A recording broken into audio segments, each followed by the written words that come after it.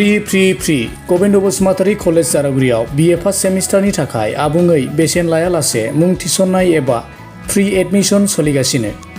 थाइसेबो रां लायालासे मुं थिसननाय जादों गबिन्द बसुमतारी कलेज जारागुरियाव।